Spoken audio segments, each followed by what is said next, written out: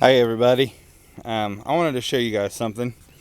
This is an elm stump in our dog's kind of pinned in area. This is our dog Sylvie, for everybody that wants to know. And she was a freebie from the neighbors, and she's turned into quite the dog. We really love her a lot. I would tell you what kind of dog she is, but I can't never pronounce it. I think it's Weimaraner or something like that. But anyway, this is what I really wanted to show you. This stump has produced these before. A lot of people have asked us about showing mushrooms and stuff. And first thing I want to say, guys, is this. Don't take my video and go try to identify your own mushrooms. This is something that I would like to use for you to just be aware that there are other kinds of mushrooms that you can eat besides just morels that you find in the wild.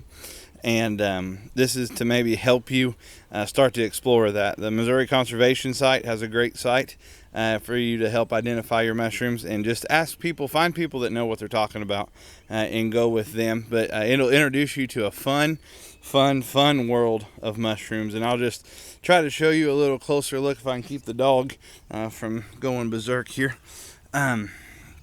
These here are what you call pheasant back mushrooms, and they are amazing. They're one of the first wild mushrooms I learned about, besides the morel. You can see here they've got on top, they almost look like feathers stacked up. Let's see if we can get real good and close. Almost look like feathers stacked up here, and you can see how they're growing on this stump. I found them just singly before, just by themselves, on a stump before as well. But this is just here on our own place. And guys, don't forget to look as you forage and all that stuff, just on your own property, on your own, even if you just got an acre or two, right? Or you live in a town lot, you might have an old tree stump or something produce the same thing. Of course, you'll probably have dandelion and plantain and all that good stuff as well.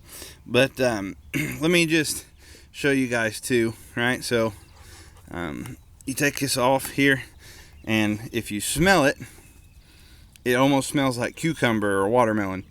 It's delicious. Hey, Sylvie, you trying to get a close up? Are you trying to get a close up? Are you getting a close up? So, and you can see how it is on the bottom. It's got them spores on the bottom. It don't have gills. So, no gills. Stacked like a pheasant feather, and it smells like a watermelon and a cantaloupe, or a watermelon or a cucumber. And it is absolutely delicious mushroom. We really like it, but you got to get them when they're first. I've been watching this guy for a few days, letting them kind of get a little bit bigger before I harvested them. You got to get them pretty quick, because they'll get tough on you if you don't. You want to say hi?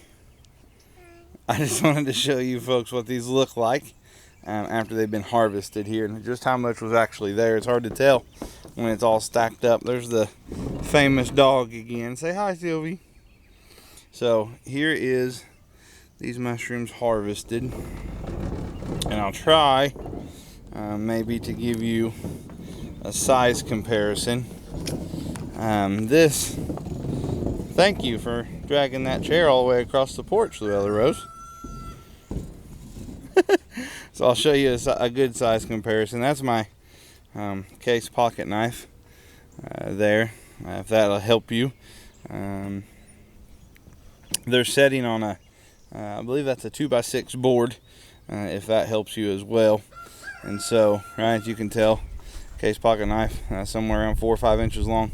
And then, so, put that up next to the mushroom. These are fairly large mushrooms, and they are, once again, very, very good to eat. And we may even show you, when we cook them, what they look like. We like to just cook them in a little bit of butter and garlic. And it's really, really good for us to eat. We really, really like them.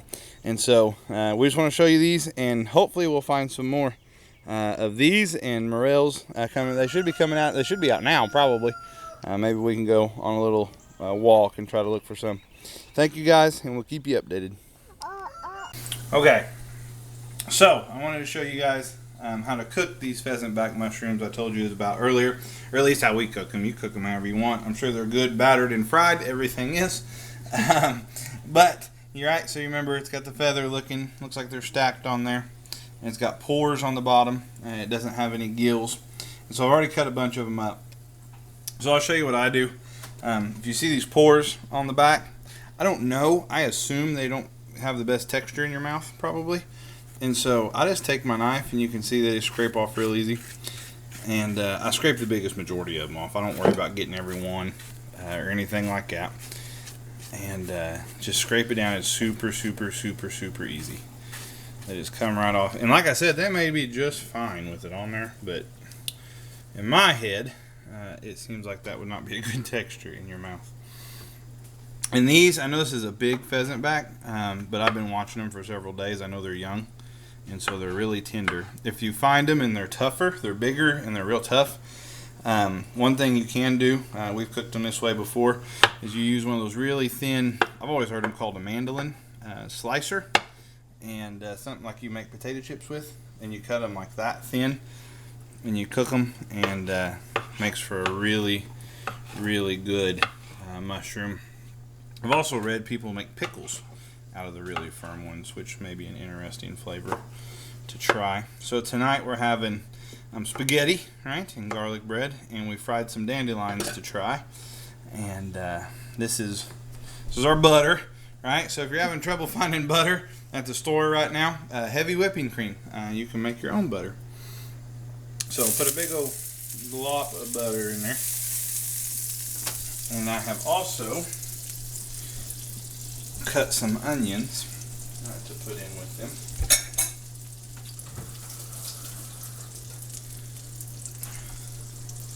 I'll go ahead and just get the mushrooms in and get them going.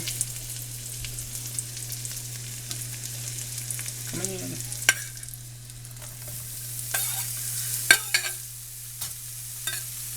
That spatula, so if you're like critiquing the cleanliness of our kitchen, I used that spatula just a minute ago to fry the dandelions in. So if you're thinking, hey, that looks dirty, it is, because I used it to fry dandelions.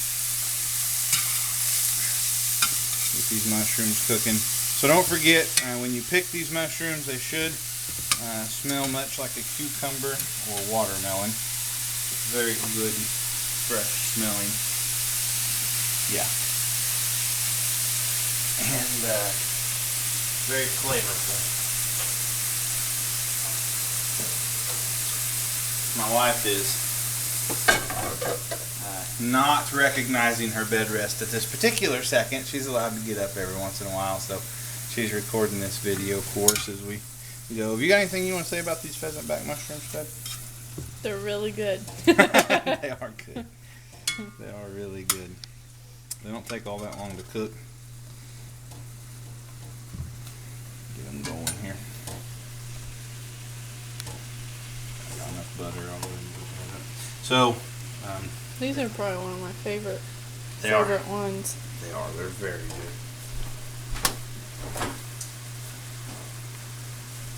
This is our first spring mushrooms that we have found this year. I know some people's finding some different kind of mushrooms. Once again, please don't use this video as how you're going to go identify them. I'll tell you some identifying markers, but please use conservation site. Please use other websites. Please get somebody. The best way to just get somebody you know to go with you. Go ahead and add some onion. I don't want to add the onion too early because you'll burn them, and that won't be very good.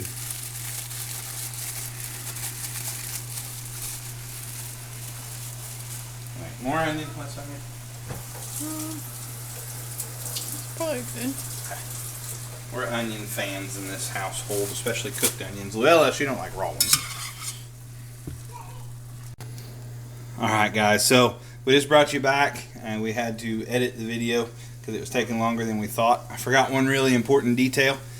Don't forget to cook the water off of the mushrooms before it is that you add the butter. It makes the process go a lot faster. We just forgot, and it's our first time cooking them this year. So, I've already put the seasonings in here. We had to redo the video. So, I'll show you real quick just what we put in there. I put approximately, I don't know, what, a tablespoon of Cajun seasoning, maybe? Mm-hmm. And just a dash of sea salt. Mm-hmm. And I put some ground pepper in there, and some onions I put in there when I put the mushrooms in. And then I put a spoonful, thank you, a spoonful, probably about like so, for the garlic. Now the garlic's going to cook really quick, so move fast once you dump the garlic in there. And then I put just a dash of white cooking wine down in there. That way it will help add the flavors, give it a very savory, good flavor. And you can see how the colors in there are really coming out, and makes for a very good mushroom and side dish. So guys, so we got money in the garlic and all the seasonings and stuff, but this came from a dead stump in our backyard. So you guys can harvest and collect lots of food. So much so, guys, we are going to give you a little bit of a preview. Let's get that off the heat. A little bit of a preview of our latest creation, right? So these here, that's right, fried dandelion flowers. They're flowers, right? Yes. Not blooms, not blossoms, flowers. I guess I call them flowers. Flowers. Okay. So we just fried them up, real simple. And so this is my first time ever frying them. I didn't really know what I was doing. I looked up a quick recipe and just kind of winged it from there. And so I really like them dipped in ranch. What do you think they taste like? They taste very similar in the texture to fried mushrooms, believe it or not. I think they're really good. So you could be walking the hills and hollers looking for morels, miles upon miles upon miles. Or you could go out and get that old weed that everyone just wants to kill, fry up that flour, and dip it in some ranch. You'll good to go. You'll be really, really surprised. And those mushrooms over here taste way better, I'm telling you, than anything you'll get at the store.